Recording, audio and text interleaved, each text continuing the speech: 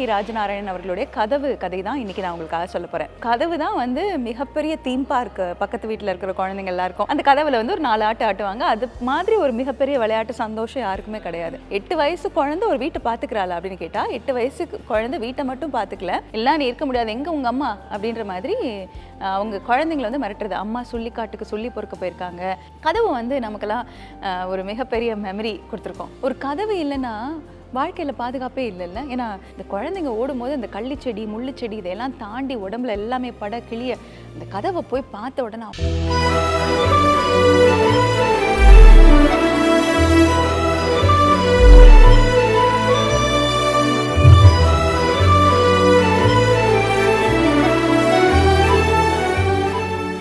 நிறைய கதை படிக்கும்போது அந்த கதையில் இருக்கக்கூடிய ஏதோ ஒரு விஷயம் நம்மளோட வாழ்க்கையோட ரொம்ப ரொம்ப அழகாக கனெக்ட் ஆகும்.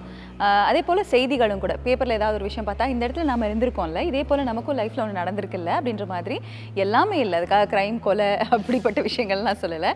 சின்ன சின்ன அழகான விஷயங்கள் நம்மளோட வாழ்க்கையிலையும் நடந்திருக்கும். சமீபமாக அந்த மாதிரி நான் பார்த்த ஒரு செய்தி என்ன அப்படின்னு கேட்டிங்கன்னா, ஒரு பைக்கை வந்து ஏலம் விடக்கூடிய ஒரு இடம். அந்த ஏலம் விடக்கூடிய இடத்துல வந்து ஏலம் எடுக்கிறவங்க நிறைய பேர் ஏலம் சொல்லிக்கிட்டே இருக்காங்க. ஒருத்தர் வந்து ஏலம் கேட்குறாரு, அதற்கு மேலே ஒரு தொகையை வந்து இன்னொருத்தர் கேட்டுட்டாங்க. ஆனால் அந்த பைக்கு யார் ஏலம் கேட்டாங்களோ அந்த பையனோட அக்கா அங்கே வந்து எல்லாருக்கிட்டே கெஞ்சுறாங்க, இந்த பைக்கை எப்படியாவது கொடுத்துருங்க, என் தம்பிக்கு இந்த பைக்கை எப்படியாவது கொடுத்துருங்க, எங்ககிட்ட அவ்வளோதான் காசு, கொடுத்துருங்கன்னு கெஞ்சுறாங்க. என்னடா இவ்வளோ கெஞ்சுறாங்க, தம்பிக்காக எவ்வளோ பாசம் அப்படின்னு சொல்லும்போது அந்த பைக் வந்து அவங்க அப்பா உபயோகப்படுத்தின பைக்கு. அதற்கான ஏதோ ஒரு கஷ்டமான ஒரு காலத்தில் அடமானம் வச்சப்பையோ ஏதோ ஒரு சூழ்நிலையில் அந்த பைக்கை எடுத்துகிட்டு போக வேண்டிய ஒரு சூழல் ஆயிடுச்சு. அந்த பைக்கை எடுத்துகிட்டு போயிட்டாங்க. மறுபடியும் அது ஏலத்துக்கு வந்திருக்குன்னு தெரிஞ்சு என் தம்பி வந்திருக்கான், அது இல்லைனா என் தம்பி ரொம்ப கஷ்டப்படுவான், சொன்னால் கேளுங்க, கொஞ்சம் கொடுத்துருங்கன்னு எல்லாரும் விட்டு கொடுத்தாங்க. இந்த செய்தி பார்க்கும்போது நம்ம வாழ்க்கையில் எவ்வளோ நம்மக்கிட்ட இருந்து போன பொருட்களை பார்க்கும்போதெல்லாம் நமக்கு ஒரு வலி வரும்ல, ஐயோ நம்மக்கிட்ட மறுபடியும் வராதா, அது வேற ஒருத்தவங்கக்கிட்ட இருக்கே அப்படின்லாம் தோணும்ல நமக்கு. அப்படி தோணிருந்ததுன்னா இன்றைக்கி நான் சொல்ல போகிற கதை வந்து உங்களுக்கு ரொம்ப ரொம்ப பிடிக்கும். சாகித்ய அகாடமி அவார்டு வின் பண்ணின கி ராஜநாராயணன் அவர்கள் கோபல்ல கிராமம், கோபல்லபுரத்து மக்கள், இப்படி நிறைய எல்லாரோட அழகான மெமரிஸில் நிறைய கதைகள் கொடுத்துருக்கக்கூடிய one of the beautiful writer Ki Rajanarayanan அவர்களுடைய கதவு கதை தான் இன்றைக்கி நான் உங்களுக்காக சொல்ல போகிறேன். கதவுன்னு சொன்னோன்னா எனக்கு நிறைய ஞாபகம் இருக்குது. 80s 90s கிட்ஸ்க்கு இந்த கதவு ஞாபகம் இருக்கும். இப்போ இருக்கிற கதவெல்லாம் மாறி போச்சு.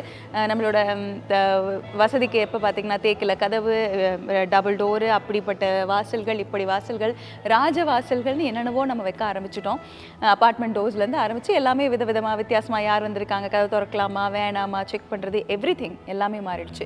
ஆனால் ஒரு சிங்கிள் டோர் நல்லா வந்து பெருசாக இருக்கும். அதில் வந்து ஒரு 3 கட்டை அடிச்சிருப்பாங்க. அந்த கட்டைக்கு நடுவில் வந்து பார்த்திங்கன்னா கொண்டி அப்படின்னு நாங்கள் சொல்லுவோம். கிட்டத்தட்ட ஒரு எப்படி சொல்கிறது, ஒரு ரெக்டாங்குலராக இருக்கும். அது கொஞ்சம் ஓவல் ஷேப்பில் இருக்கிற மாதிரி இருக்கும். ஒரு நீளமாக ஒரு தட்டையான ஒரு முட்டை இருந்தால் எப்படி இருக்குமோ அந்த மாதிரி.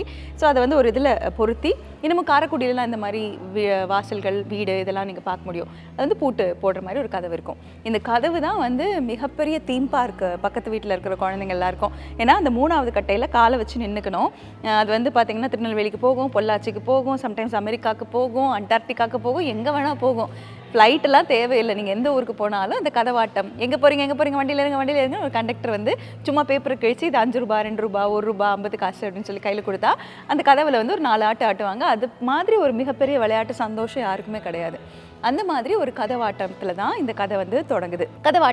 இந்த கதவாட்டம் யார் வீட்டில் ஆடுறாங்க அப்படின்னு கேட்டிங்கன்னா, லக்ஷ்மி ஸ்ரீனிவாசன் அவங்களோட வீட்டில். லக்ஷ்மி வந்து 8 வயசு இருக்கக்கூடிய ஒரு பொண்ணு. அந்த வீட்டை அவள் தான் பார்த்துக்கிறா. 8 வயசு குழந்தை ஒரு வீட்டை பார்த்துக்கிறாள் அப்படின்னு கேட்டால், 8 வயசு குழந்தை வீட்டை மட்டும் பார்த்துக்கல, ஒரு கை குழந்தை இருக்குது அவங்க அம்மாவுக்கு. அந்த கை குழந்தைய பார்த்துக்கிட்டு அந்த வீட்டையும் பார்த்துக்கிட்டு இருக்கக்கூடிய ஒரு குழந்தை. அந்த குழந்தை தான் இந்த கதையில் ஒரு பெரிய ராணி மாதிரி ஒரு ஃபீல் இருக்கும். அந்த குழந்தை தான் அந்த வீட்டை வந்து பார்த்துக்கிறாங்க.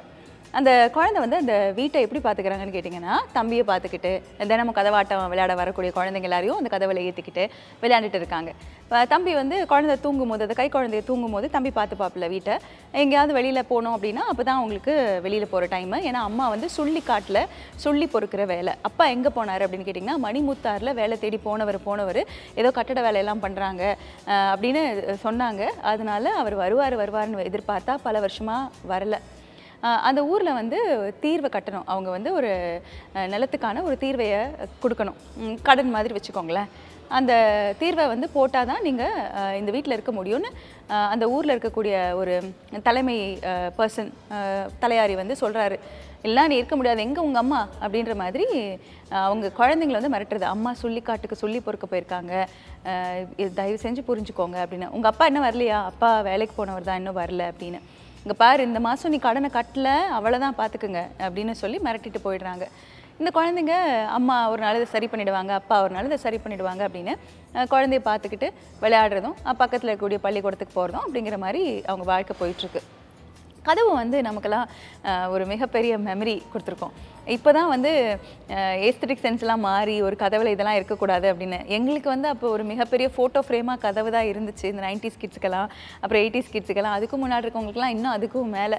இந்த கதவில் வந்து பார்த்துக்கிட்டிங்கன்னா நல்லா ராட்சஷம் மாதிரி ஒரு முக பெயிண்டிங் ஒன்று வரைச்சிருப்பாங்க. அதாவது கண்ணுப்பட்டு போயிடும் அப்படின்ற மாதிரி ஒரு திருஷ்டி பொம்மை மாதிரி ஒன்று வரைவாங்க. அது பக்கத்தில் நமக்கு பிடிச்ச ஸ்டார்ஸோட ஃபோட்டோஸ் எல்லாம் எடுத்துகிட்டு வந்து ஒட்டி வைப்போம். அப்போ பெரிய கோந்து கம்முலாம் என்னென்னா அந்த சோற்று பருக்கைகள், அதுதான் வந்து அந்த பாஸ்போர்ட் சைஸ் ஃபோட்டோக்கு பின்னாடி தடவிலாம் ஒட்டியிருக்கோம். எத்தனை ஹெர்பேரியம், எத்தனை record note book, practical note புக்கில் க்ளூ வாங்க காசு இல்லாமல் இதெல்லாம் ஒட்டியிருக்கிற காலகட்டங்கள்லாம் இருக்குது. ஸோ அந்த மாதிரி வந்து இந்த கதவில் எதையாவது ஒன்று அலங்கரிச்சுக்கிட்டே இருக்கிறது இந்த பிள்ளைங்களுக்கு வேலை. வெளியில் எங்கேயோ லக்ஷ்மி போயிட்டு வரா, கீழே ஒரு தீப்பெட்டி இருக்குது, அந்த தீப்பெட்டியில் ஒரு நாய் முகம் தெரியுது. அந்த நாய் முகம் சரியாக தெரியல. அப்போ நம்ம என்ன பண்ணுவோம், நமக்கு இந்த காலத்து குழந்தைங்க வந்து ரொம்ப அழகாக அது மேலே வாட்டரோ இல்லை வந்து ஏதோ ஒரு ஸ்ப்ரேவோ போட்டு வாஷ் பண்ணுவோம்ல, ஐ மீன் லைக் துடைப்போம்ல. நமக்கு அந்த காலத்து ஆளுங்களுக்குலாம் என்ன, ஏதாவது ஒரு விஷயம் பட்டுச்சுன்னா அதை துடைக்கிறதோ அழிக்கிறதோ எப்படின்னா அப்படி ஒரு அழகான ஒரு ஹேபிட் இருந்திருக்கும். ஸோ அந்த மாதிரி எச்சு துப்பி அதை தொடச்சி அது க்ளீன் ஆகிடுச்சு அப்படின்னு அவருக்கு ஒரு நினப்பு. ஆனால் இன்னும் அது மோசமாக தான் ஆச்சுங்கிறது அவளுக்கு தெரியல. அழகாக இருக்குது அப்படிங்கிற மாதிரி இந்த பையன்கிட்ட வீட்டில் கீழே பிக்சர் கடந்தா, ஏதாவது கொண்டு வந்து கடந்தா, நான் என்ன கொண்டு வந்திருக்கேன் சொல்லு அப்படின்னு நம்ம அண்ணா தம்பிக்கிட்டலாம் விளையாடுவோம்ல, அந்த மாதிரி வந்து காட்டின உடனே கதவுல ஒட்டலாம் அப்படின்னு அந்த சோற்று பருக்கைகள் எடுத்து கதவுல ஒட்டி அழகு. என்னமோ அதை வச்ச உடனே அந்த கதவு ரொம்ப கம்பீரமான மாதிரி இந்த பிள்ளைங்களுக்கு எதுலலாம் ஆசை அப்படின்ற மாதிரி தோணும். கதவாட்டம் ஆடிக்கிட்டு இருக்காங்க, தலையாரி வராரு அம்மா இல்லாத நேரத்தில் வந்து. என்ன பண்ணிட்டு இருக்கீங்க அப்படின்னு சொல்லும்போது இந்த மாதிரி அம்மா இல்லை, உங்கள் அம்மா எப்போ தான் இல்லையே, உங்கள் அப்பனும் வர மாதிரி தெரியல, இந்த கதவை நாங்கள் எடுத்துகிட்டு போகிறோம் அப்படின்னு சொல்லி அந்த தீர்வையை கட்டாததுக்கு, அந்த கடனை கட்டாததுக்கு அந்த கதவை 4 பேர் சுமந்தபடி தலையாரி முன்னாடி போகிற மாதிரி நடக்கிறாங்க. இந்த குழந்தைங்களுக்குலாம் வந்து 4 பேர் அதை தூக்கணும்னு ஏதோ ஒரு பல்லக்கு தூக்குற மாதிரி, ஒரு தேரில் வந்து ஒரு சாமி வர மாதிரி, சாமியை தூக்கிட்டு போகிற மாதிரி ஒரு எண்ணம். ஆனால் லக்ஷ்மிக்கும் ஸ்ரீனிவாசனுக்கு மட்டும்தான் அது வேதனை. ஏன்னா எங்கள் வீட்டு ஆதாரம் அது பல வருஷமாக எங்களுக்கு காவலுக்கு இருக்கிறது, இந்த கூரைக்கு ஒரு கதவுன்னு இருக்கிறது அது ஒன்று தான். அதையும் ஏன்டா எங்ககிட்ட இருந்து பிடுங்கிட்டு போகிறீங்கன்னு அவள் அப்படியே மனசு நொந்து போய் அந்த குழந்தைய வச்சுக்கிட்டு பார்த்துட்டு இருக்கா. இந்த பசங்கள்லாம் அந்த கதவை தூக்கிட்டு போகும்போது இந்த விளையாடுவாங்கல்ல, அவங்கெல்லாம் பிப்பி டும் டும் டும் பிப்பி டும் டும் டும்னு சொல்லி ஏதோ சாமி போகிற மாதிரி கூடவே போகிறாங்க. அந்த தலையாரிக்கு கோவம் வருது. டேய் போங்கடா ராஸ்கல்ஸ்னு எல்லா பசங்களையும் விரட்டி விடுறாங்க. இந்த சின்ன பசங்க சேட்டெல்லாம் பண்ணுவாங்கல்ல, டமக்கு டம்ன்ற மாதிரி, அந்த மாதிரி இந்த சேட்டெல்லாம் பண்ணும்போது எல்லாத்தையும் தள்ளி விட்டுறாங்க. கதவு இல்லை. அடுத்த நாள் வந்து இதே மாதிரி ஒரு ஸ்டிக்கர் கீழே கிடக்குது. அந்த ஸ்டிக்கரை வந்து ஸ்ரீனிவாசன், அதாவது அந்த வீட்டில் இருக்க அந்த சின்ன பையன் எடுத்துகிட்டு வந்து ஒட்டுறதுக்கு வரான். அப்போ தான் வீட்டுக்கு வந்து ஞாபகம் வருது, நமக்கே நிறைய நேரத்தில் வந்து வண்டி இருந்ததே காணோன்னு வண்டியை விற்றுட்டாலோ எதையாவது ஒன்று விற்றுட்டாலோ வீட்டுக்கு வரும்போது ஃபஸ்ட்டு அதை தான் தேடும். ஆமாம் இல்லை விற்றுட்டோம்லன்னு. அதே போல் ஏதாவது ஒரு வீட்டிலேருந்து மாறி வேறு வீட்டுக்கு வாடகைக்கு போயிருந்தாலும் ஆட்டோமேட்டிக்காக மைண்ட் ரெஜிஸ்டர் ஆகிருக்கும், இந்த இடத்துல தான் நம்ம இருந்தோன்னு. ஆனால் நம்ம பைக்கு தானே அந்த இடத்த போய் நிற்கும். ஏன்னா மறதிங்கிறத விட அவ்வளோ மெமரிஸ் அது நம்மளோட வாழ்க்கையில். அது மாதிரி கதவுல ஒட்டலான்னு எடுத்துகிட்டு வருவான். ஆமாம் கதவு இல்லைல்ல, சரி நம்ம வாழ்க்கையில் நமக்குன்ற இருந்த ஒரு கொண்டாட்டமே இல்லைல்ல அப்படின்ற ஒரு ஃபீலிங் அவங்களுக்கு வரும். ஆனாலும் அவன் அந்த சோகத்தை ரொம்ப பெருசாக வெளியில் காட்டிக்காமல் நம்மக்கிட்ட இருந்த ஒரு விஷயம் இல்லை, நம்மக்கிட்ட இருந்த ஒரு விஷயத்துக்கு பிடுங்கிட்டு போயிட்டாங்க, சரி அக்கா வருத்தப்படுவான்னு இது செவத்தில் ஓட்டலாமே அப்படின்னு செவத்தில் நம்ம வந்து இந்த நிறைய ஸ்டிக்கர்ஸ், நம்மளோட ஆர்டிஸ்ட் பிடிச்சவங்க எல்லாம் காலையில் எழுந்தவுடனே இவங்க முகத்தில் தான் முழிக்கிறோன்னு சச்சின் டெண்டுல்கர்லேருந்து ஆரம்பித்து ஆர்டிஸ்ட் எவ்வளவோ ஹீரோயின்ஸ் எல்லாத்தையும் ஒட்டி வச்சுருப்போம்ல, அது போல் செவத்தில் ஓட்டலான்னு. நீ வந்து சாப்பாடு பருக்கக்கூடாதுன்னு, சாப்பாடு இல்லை அப்படின்னு. காலையில் நீ கஞ்சி காய்ச்சின நான் பார்த்தேன் அப்படின்னு சொல்கிறான் ஸ்ரீனிவாசன் அக்கா லக்ஷ்மிகிட்ட. கதவு தான் இல்லைல்ல, நாய் வந்து கஞ்சி பானையை தள்ளி விட்டு போயிடுச்சு, எல்லாத்தையும் இப்போ தான் கழுவி தொடச்சி கவுத்தேன் அப்படின்னு. ஒரு கதவு இல்லைன்னா வாழ்க்கையில் பாதுகாப்பே இல்லைல்ல. ஏன்னா நாய் வரும், குளிர் வந்து ரொம்ப ரொம்ப அதிகமாகும், என்ன பண்ணுறதுனே புரியாது. அந்த மாதிரி தினம் குளிர் அடிக்குது. அந்த வாழ்க்கையை தான் அந்த குழந்தைங்க வாழ்ந்துட்டு இருக்காங்க. அம்மா காட்டிலேருந்து வராங்க சொல்லி பொறுக்க போனவங்க, கதவை எடுத்துகிட்டு போன விஷயம் அப்போ தான் தெரியுது. சொல்லிக்காட்டில் ஆல்ரெடி தேல் கடிச்சிருக்கோம், அந்த வழியை தாண்டி மிகப்பெரிய வழியை வந்து கதவை எடுத்துகிட்டு போயிட்டாங்களே அப்படின்னு உணர்வாங்க.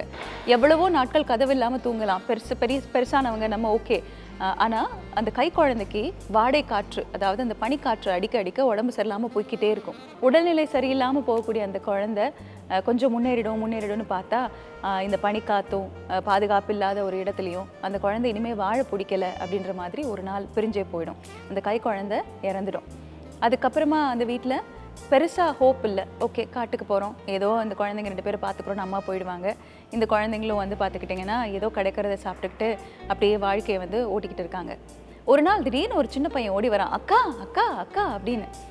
ஸ்ரீனிவாசன் இந்த கூட்டமெல்லாம் ஓடி வராங்க.